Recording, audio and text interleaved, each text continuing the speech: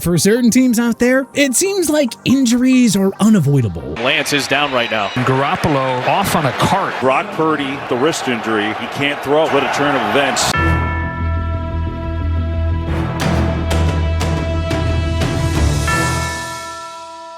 Some teams seem to get hit by the injury bug way harder than others, both in terms of volume and in terms of the significance of the players that actually get hurt. Say, for example, a team like the Los Angeles Chargers. LA had a slew of injuries this season, many of which affected some of the most important players on their team at a variety of key positions. On the offensive line, they had a few guys banged up in 2022, but no one had been a bigger loss than second-year tackle Rashawn Slater. Slater went All-Pro as a rookie and is pivotal in making sure that franchise quarterback Justin Herbert has time to throw the ball. And to make matters worse for Herbert, it wasn't just his line that was banged up. He also ended up losing two of his top receivers, Keenan Allen and Mike Williams, for most of the 2022 season. And that was just on the offensive side of the ball. The Chargers' most significant injury overall was probably still to defensive end Joey Bosa, who completely changed the way that unit operates when he is on the field. And if that wasn't enough, the defense was also missing cornerback J.C. Jackson and defensive lineman Austin Johnson. It's tough to play your best when you're missing this many big-time players due to injury.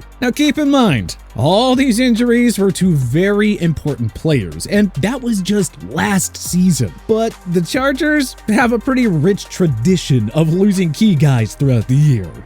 Kind of like the San Francisco 49ers, who in 2022 had quite a bit of misfortune on the injury front as well. Not only were they down to their third-string quarterback with Brock Purdy, who by the way was also lost during their season-ending loss in the NFC Championship game, but they had players all over the field getting knocked out with injuries. Most notably, their star wide receiver Deebo Samuel went out with a scary injury in their blowout win against the Bucs. If you look back at the last 10 or so seasons, the Niners are right near the top, 7th to be exact, on the dubious ladder of average number of injuries per week with 12.82. And when you factor in the significance of the players that San Francisco seems to routinely lose, it becomes evident that the Niners have a real case for being one of the most injury-plagued organizations across the entire NFL. That being said, when you talk about the most injury-prone teams, based on numbers alone, you simply cannot overlook the New England Patriots, who, statistically speaking, are the single most injured team over the past decade in terms of average injuries per week. The Pats have an average of 17.13 injuries per week, nearly 3 full injuries higher than the second highest average and over twice as many as the Atlanta Falcons, the least injury-prone team over the same period of time. And last year was no exception. We saw them lose a couple of key offensive playmakers in Jacoby Myers and Ramondre Stevenson for short stints, which I'm sure was not what New England fans were hoping to see as they tried to make one last push towards the playoffs. Both guys returned to the lineup, but still, the margin of error for the Patriots was pretty low, in large part because of the way injuries cost them earlier in the season. I mean, after all, their Pro Bowl quarterback, Mac Jones, missed 3 weeks of action in the middle of the season while dealing with back and ankle injuries. And he really did not look the same during his first couple of games back. All in all, it was an uphill battle for the Pats last year on the injury front, but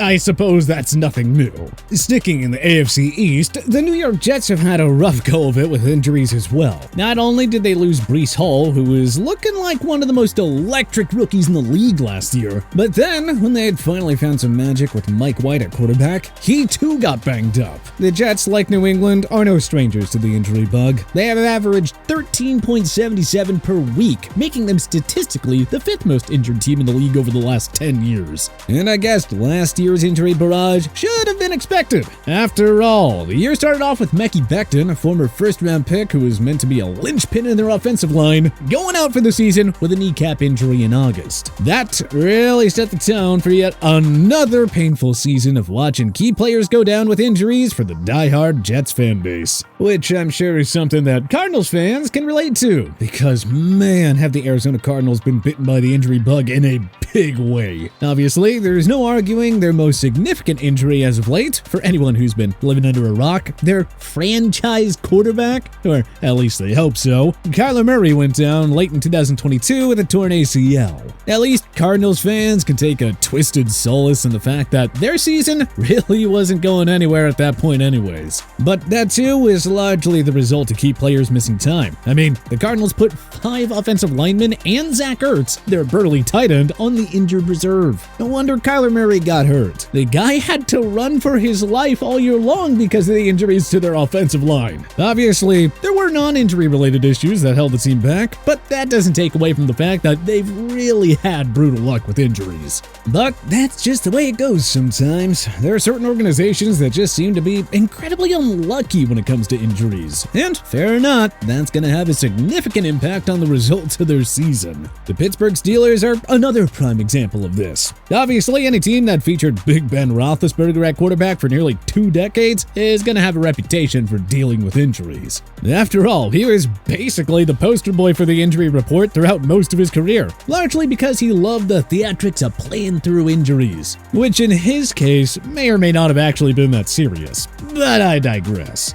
Even last season, which was supposed to be a rebuilding year for the Steelers, we saw injuries have a profound effect on their season. They opened up the year with a big-time win over the reigning AFC champs and a bitter divisional rival, the Cincinnati Bengals. But in that process, they lost TJ Watt, the 2021 Defensive Player of the Year, for 9 weeks, and their defense looked like a shell of itself without him. And the bug didn't just bite TJ. The Steelers also saw their first-round pick, quarterback Kenny Pickett, battle injuries. The plague was widespread in the Steel City. Perhaps that's the cost of doing business in the AFC North, which is known for its physical brand of football, because the Baltimore Ravens have had it just as bad, if not even worse than the Steelers for over the last few seasons. In fact, they're right up there with the Jets, with just 0.14 injuries per week less than them over the past decade. This was actually a big topic of discussion for the Ravens in 2022, because the team lost all-world quarterback Lamar Jackson for the final stretch of the season and the playoffs. Their backup QB, Tyler Huntley, was also injured, forcing them to turn to their third stringer, non-drafted rookie Anthony Brown, for a few weeks. But this had been going on all year for Baltimore. The Ravens lost offensive tackle Jaquan James and cornerback Kyle Fuller with a torn Achilles and ACL respectively during the first week of the season. And honestly, in some ways, 2021 was even worse than 2022 in terms of injuries. Seriously, the list of key Ravens that haven't been able to stay on the field over the past 2 seasons is pretty insane.